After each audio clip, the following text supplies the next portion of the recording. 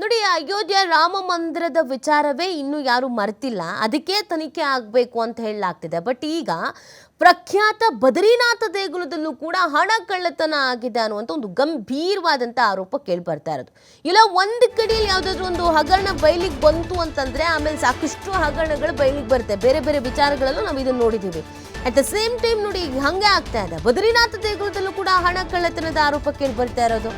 ಹಗರಣದ ತನಿಖೆ ಆರಂಭಿಸಿದ ಉತ್ತರಾಖಂಡ ಸರ್ಕಾರ.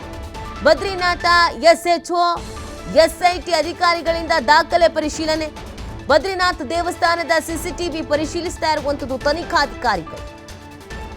ನೋಡಿ, ಇಲ್ಲಿಗೂ ಕೋಟ್ಯಾಂತರ ಸಂಖ್ಯೆಯಲ್ಲಿ ಭಕ್ತಾದಿಗಳು ಆಗಮಿಸ್ತಾರೆ.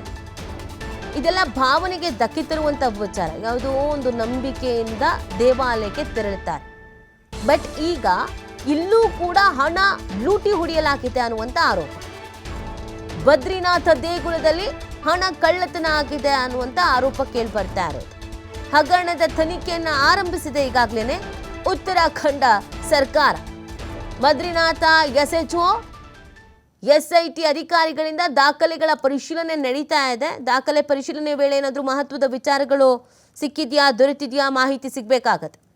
ಬದ್ರಿನಾಥ ದೇವಸ್ಥಾನದ ಸಿಸಿಟಿವಿಯನ್ನು ಪರಿಶೀಲಿಸಿದ್ದಾರೆ ತನಿಖಾಧಿಕಾರಿಗಳು.